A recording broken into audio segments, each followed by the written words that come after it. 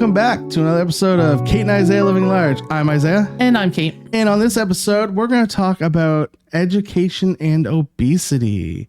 But before we begin, how's it going? What's new? Things are fantastic. I know they are. How about you? Good. Before we get into the real fantastic thing for you, last time we talked, you went to band camp. How was band camp? Oh, I forgot. Band camp was amazing, actually. You know, it's hard. It's a lot of fun because I get to meet up with people that I generally only see once a year. And it was the third time going, and Bathurst is a beautiful city, and I stayed at the Comfort Inn, and it was, you know, a nice enough motel, I don't know, holiday inn. And band camp was great. I really worked on my chops and played a lot of the trombone, and my lips got fat because I did it too much. It's awful. And played concert, and like the Saturday evening where there was a dance going on, which I normally would attend, I was really tired. There a lot of I think I've been kind of burned out lately. I just took the night and bought some snacks at the grocery store and sat in my hotel room, and it was so refreshing. Just to like veg out and do nothing. And like I wasn't even sitting in my own house where I have things that I should be doing. I was just like pure relaxation. Nice. And it was a lovely weekend. And I actually did a stand-up set for the band folks. Nice. On the Friday night. It was planned. I didn't just like break out into stand-up comedy. Let me just stand in front of a mic and do comedy for you. Oh, there's a microphone here. Maybe I should start telling jokes. That was really fun, and it made me kind of popular all weekend because I got up in front of a microphone. And yeah, no, it was a really great time. How have your last couple of weeks been? Oh, they've been okay. I went clothes shopping the other day to get some new pants. I needed new dress pants. And turns out they didn't have my size at like Walmart or anything. So I had to go to the big and tall store in the mall and spend way more money on pants than I wanted to. But and then I found a shirt there as well that I spent way more money than I was expecting to spend. But it's fine. They are nice shirts and pants, so they'll definitely be used more than one occasion. So it's worth the investment, I guess. And how did you feel going into the big and tall store? I don't know. It was okay. I wish I could have gone to Walmart and paid a decent price for it. But at least at the big and tall store, for the most part, I know the clothes are going to fit. Yeah, no, so that's always nice, is to be able to find clothes that actually fit me. 100%. Although when I first started looking, there was some shirts and stuff that wouldn't fit me, even at the big and tall store. Like they have like smaller sections, right? Oh yeah. But then so like some of the shirts I really liked, they didn't have my size. I'm like, what the heck? Here's the big and tall store. Do your job. They were like, well, we can order it from like Fredericton or something, and I was like, that's no. No, I just want it now. Yeah. That's why I'm in a store and not ordering online. That's you right. Fool. Yeah, that's half the reason why. I don't normally order clothes online though. I like sometimes like these t-shirts I wear, I do because they're like specialty from like streamers and stuff that I'll order. But I normally go to like Walmart. Right. It's easier. My mom bought me this dress, and I think she ordered it on Amazon. Oh, yeah. But I generally just go to the store to buy clothes myself. Yeah, the online sizes are so hard to judge. Yeah. Like, even though they give you like the sizing that they say it is, it's like, okay, but like, is it really that size? Well, exactly. Yeah. What other big news you got going on? You got some big news coming up. I do. So I've been talking for the last year about this commute I've been doing to Fredericton for the new job that I got about a year ago. I actually started it a year ago last week. I ended up getting a new job that I'm starting in 2 weeks, and I'm so excited. So your new job, you get to stay in St. John for you don't have to travel. Not only do I get to stay in St. John, it is in walking distance from my house. So that was going to be my first question. So you're going to try and walk to work? You know, I've been wrestling with this for about the last 24 hours. Well, since I found out that I got this new job, like, okay, I've talked about how I could walk to work if I got this job. But will I actually do it? And funny story, I started investigating parking around the area. Yeah. and there's a lot of wait lists for parking lots. Oh, And so you're gonna be forced to walk. I think that I am going to be forced to walk. And it's great because on really bad weather days or even on good weather days, I'll be able to walk to the city market, which is only about 3 blocks from my house, and then walk through the pedway system right to the new job, which is in the Mercantile Center. For those of you who don't live in St. John, we have a pedway system that connects a bunch of buildings uptown. Across a good chunk of the city, like or the little tiny stretch, but it does connect a lot of inside. And I don't think I have to go through the closed section to get. Well, that should be open soon anyway, right? The end of this month, I think. I have no idea. I haven't been uptown through the pedway system in years because I work in Fredericton full time. Oh, that's true. Yeah, I think that closed section is supposed to open at the end of the month. Is it a 9 to 5 ish kind of job? 8:30 to 5, Monday to Friday. Are you gonna go back to the gym? So that's TBD. I might. So the gym class that I've waxed poetic about for the last year and a half because I loved it so much at Afterburn, and I would go back there in a heartbeat. The class starts at 5, and I work till 5. And before my old job, I worked till 5, but had been there long enough that I was like, listen, I'm gonna shave a bit off my lunch, and then I'm gonna go out to my. But your new job, and my new job is very so close to the aquatic center. Oh, you might try and go to the aquatic center? That I might join the aquatic center. But first things first is I'm just going to walk my big butt to work every day. That's exciting. That will be more exercise than I've done in a year. Yeah, well, that's exciting. A new job and be able to walk to work every day. It's nice. How are you feeling about... I know you're excited for the new job, but do you have any worries about the new job? Of course. So, the job that I'm currently in, I love the work and I love what I'm doing and I love the people that I work with. And it's just been such a positive experience for the last year that I have, it's actually very bittersweet to say goodbye. Although the logistics of getting to Fredericton 5 days a week they're now that there's a new job, they're almost insurmountable. I was doing it and making it work, but it was getting harder and harder by the minute and getting darker and darker every day right now because this is the time of year where the light's fading and so in terms of saying goodbye, that is tough to say goodbye to a job and people that I really like. Now, looking forward to the new one, they made me feel so warm and welcome. Even in the process of being interviewed, there were a lot of interviews for one. So now I feel like I actually have met people and my new direct boss seems so great. I just have such good vibes from her and I'm very excited. And there are nerves because I want to do a good job and I want to do, I want to make sure I'm worth it to them and make sure, because with anything, they take a risk on you and you take a risk on them. So I've got the normal new job nerves, but overall I'm feeling really good. Nice. Do you know anyone that you will be working with, or is it brand new people all the whole way through? There's one person for sure that I've met who plays trivia, who works in the same office. Okay. And so that's kind of cool, but nobody that I know super well, I don't think. All right. And even knowing just one person makes it a little bit easier than walking into a room of people you don't know at all.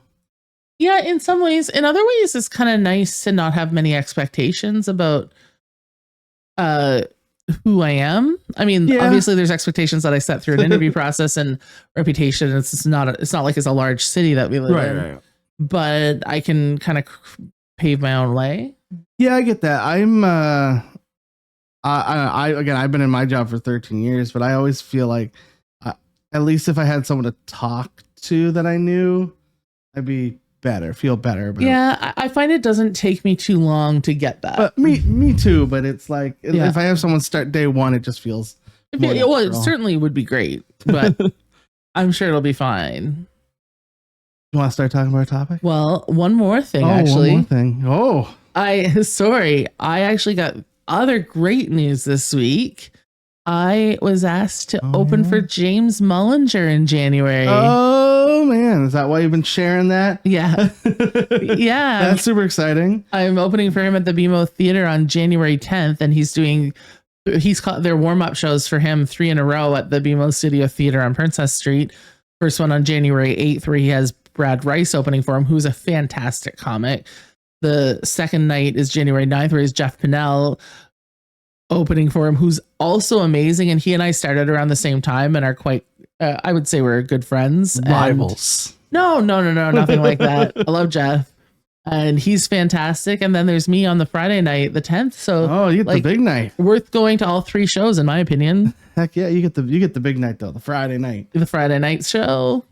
The big night. Big night. That's exciting. That's super exciting for you. It's a big deal. Maybe I'll actually go to that one. That'd be the time, really. That will be the time. Yeah. All right, you ready? Yeah, let's go. Let's talk about education and obesity. So I was kind of the one to pioneer this one. So I'll kind of start us off. I wanted to talk kind of about education and obesity as a whole, but I want to start with in schools as a starting point. When you went to school, what do you recall any education about obesity or health at all? What's your recollection? Let me dig way back into the Wayback Machine. Wayback Machine. We did have a health class through school, and that was one major component of it was sex ed, of course. But I do recall some like healthy eating conversation in that, but not a ton, but some, like enough. And then I also, when I was in junior high school, because it was called that then, took home ec classes, a home ec class in grade 7 where we talked about food, and they taught us how to bake like healthy muffins and that kind of thing. Nothing overly extreme, but there was some like practical skills out there. And I know that in gym class we talked about, I think there was a module on healthy eating and how that, works within your body and that sort of thing. I don't remember the content of it in any real way, but I do remember it being a topic. It wasn't about obesity specifically because why would it be? It was more about healthy eating. I recall, I don't remember a lot about even healthy eating other than the pyramid. That's the one thing I always remember was the pyramid, which is now basically debunked as being actual facts. But did we even use the pyramid in Canada? I thought that was an American thing. I think we had the Canada Food Guide. Was it a pyramid? I remember the pyramid, and then I remember the pyramid, and then later on I remember it being a circle. Oh yeah, it evolved into a circle, which even then is still. And I don't know if it's completely debunked, but largely. Yeah. Well, the whole thing with the pyramid was like, this is your like main foods, and then which was wrong. But I remember that kind of thing, but I don't remember really, like, even I took like a home ec class, but I don't remember actually learning how to make food at all in class. Even home ec class I feel like it was more like setting a plate at the table, and a little bit of sewing and like those kind of things. I remember those things, but I don't remember actually learning how to cook. No, we definitely did. There was a kitchen, like kitchen stations in my junior high, and it was a thing. But like, I'm old too. Like this would have been like 1995 or something, 1996. Yeah, and I was the late 90s, early 2000s. Yeah. I wonder if they have that now. I don't have kids. We don't have kids, so I don't know if that exists anymore. But based on what I've seen, it doesn't seem like as much. I know that in high school too, there was a culinary tech course. Yeah. It was never a course that I remember it being a course that kids that weren't as academically inclined would take, but in retrospect, it was probably a really good course to take. It was shop for me. We had a shop. We had I went to Harborview. We had like the whole garage and everything. Right. Because it used to be the vocational school where there was actually an auto tech. Right.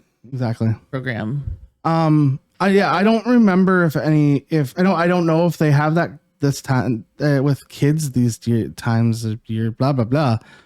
Words are hard, guys. I don't know if they have those like with that still in schools. I'm sure it's at some schools it probably is, but I don't know if it's at every school. Now, do you think it would, now, when you talk about education, and there's always twofold, because I think it's so easy to sit on a soapbox and be like, well, this should be taught in schools and teachers should be learning our kids better and all of these things. But I do think that teaching school is very challenging. Oh, gosh, and there are probably bigger fish to fry, although this is an important one. Yeah. I think that also goes to the point of educating adults. I think adults need to. I think adults aren't educated enough on healthy eating and how to. And I don't know. I guess I didn't. I should have done a little bit more research on what's available for adults to get that education if they want it. Well, it's one of those things where, at grocery stores, like I know the superstore, at least they used to, they have a dietitian on staff. I think Sobeys does as well, where you can get recipes and things like that. And there are classes and they're often free because they want to peddle their products, right? But just the same, that's a registered dietitian who's doing this stuff. So there are avenues there. And then I know I know that there used to be one, or there probably still is at different community groups, like the South End called, I cannot think of the name of it, but the one in the South End where they actually talk about cooking healthy, buying healthy groceries on a budget, and like how to make a stew, because so much of how our parents learned how to cook and their parents was from their parents. Yeah. And we're really the first generation who's a product of like mostly 2-income households, so 2 parents working, or we're also the product of a lot of divorced parents. Not in my case, but not my case. In your case, but by and large, our generation is a product of that 50% divorce rate, where, and this is not a criticism at all, where people who are working full time get home and are looking to those fast options. And if they can be healthy, great. If they're not, so we didn't learn. I mean, I did. My mom cooks really well, and so I have no excuse. But as a generation, we didn't learn the same way that our parents would have learned how to cook a stew with like stew meat that's not expensive, and chop a turnip and chop a carrot and all these things that have meals that are sustainable for a few days and large families. We just don't do that, and we don't have that skill set. I looked up a recipe for stew when I made it, and I was like, this is actually ridiculous. I should know how to do this. Yeah, I mean, I think the available information is out there. I don't know if there's enough education on where to look to find that stuff. Does that make sense? In a way, except the internet is there, and healthy food for cheap, like it's not that complicated. It's the desire to do it, because when you go to the grocery store and you see lean chicken breasts, which everybody knows is a good for you thing, and they're $20 for 2 or something, and then you see chicken nuggets, I'm like, well, they're both chicken. True. Let's buy the cheap one because I'm trying to feed a family, or I'm trying to buy groceries and fuel this week, or True. So do you feel, and I know we have like the nutritional, semi-nutritional value stuff on the back. Do you feel like that needs to be more transparent? I don't know. It's there. It's pretty transparent. I don't think it needs to be more transparent in my personal opinion. I think that everything is rule-based, but it does show you how many grams of fat something has, how much sugar, how much protein, how much fiber, and and how much sodium. So if you balance those things, and I do agree that there is a gap in education, but I don't necessarily think the products need to change. It's not like they're trying to hide. Well, they've been forced to not hide anything. I think they would try to hide stuff, but I feel like over time, these labels have gotten pretty. Yeah. I mean, but there are the nutritional value in a lot of labels, I find are semi-deceiving. So what I mean is, if you look at a box of I was gonna say French fries, a box of chicken nuggets, right?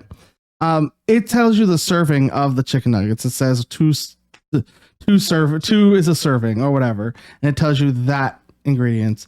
I almost feel like it also needs to tell you like, hey, here's the full box serving. Well, you know what, Isaiah? I think that's too much. I think that's too much to ask on a tiny label. Like, it's one thing on a giant box of something, but it's a lot to ask on a jar of jam or something, because it does tell you how much is in it. It says there are 454 grams in the box, and it tells you your serving is 20 grams or whatever it is. And yeah, it requires some thinking. The problem is nobody has time or the wherewithal to think. I think the information is there. Yeah, I don't know how to. I'm trying to make it as foolproof and as stupid simple as possible, right? And I don't know if there is a way to, at the end of the day, if there is a way to fix stupid. Well, there's two things at play. One, we can have an argument over what good and bad food is, because there's no good and bad food. There's just food, and how much of any given thing you choose to eat. So learning how these things are going to affect your body is something that's kind of trial and error. But there has to be a desire there, and there has to be, I think people are just so busy that and I get your point of we need to hit people over the head with it, but by the time you make it stupid proof, it gets so plain that it almost becomes offensive, in my opinion. And you're like, this is a good food for you. It is a carrot. Like, and maybe a carrot isn't good for somebody who has a carotene allergy. I don't know. Like, you don't know. And that's why I think the labels are probably fine as they are. We went really down a rabbit hole. Carrots, get it? We moved away from education. But yeah, and that's where I was going to bring it back to. And it's the education on how to use what is there, because it is pretty robust what's there. Yeah.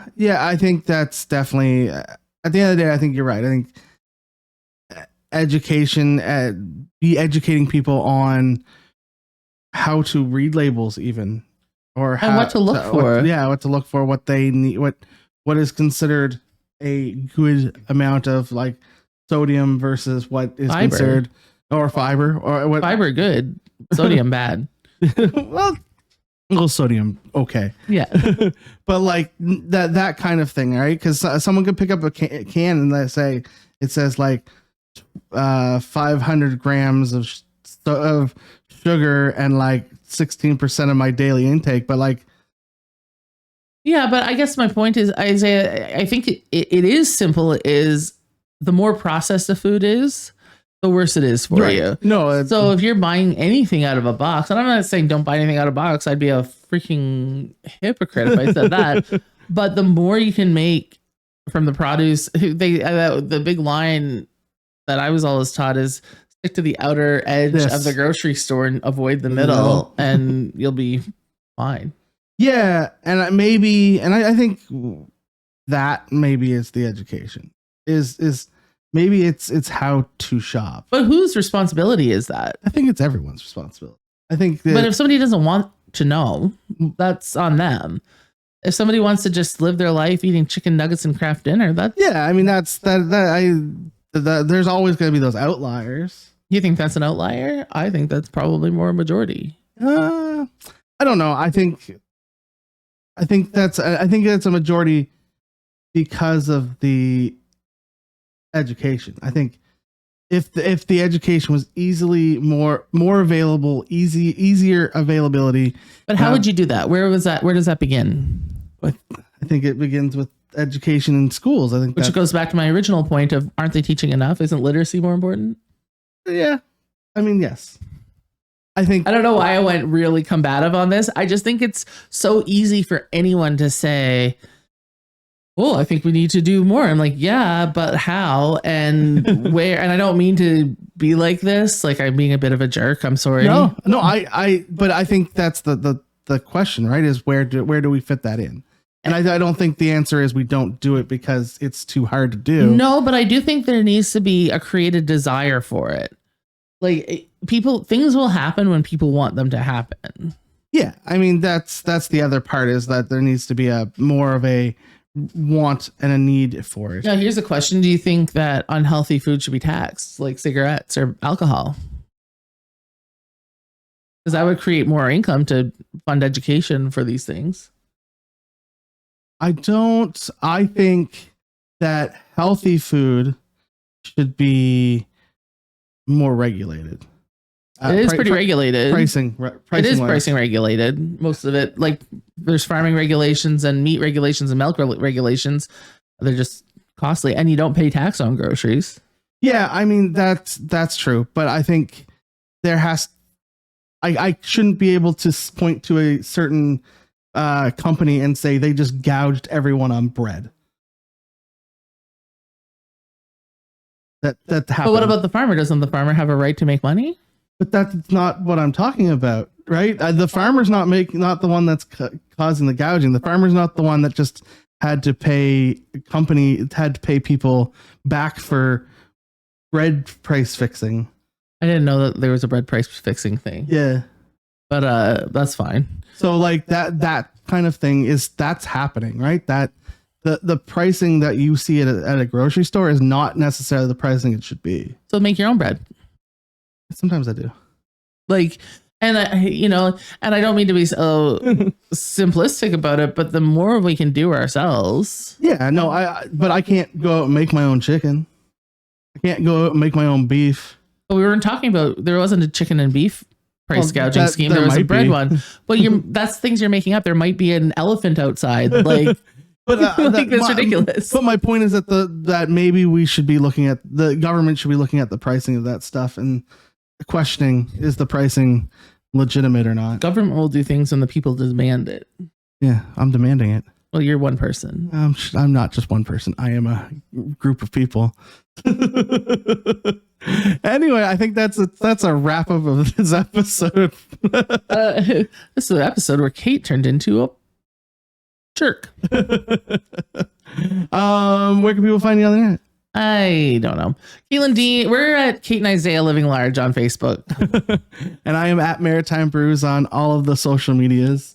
And of course, if you want to donate to us, we do still have the Buy Me a Coffee up and running. Maybe it'll be for a counseling session. Who's to say? For a counseling session. And if you are listening on Spotify, Apple Music, wherever you listen to your podcast, thank you for listening. If you can like, share on those things.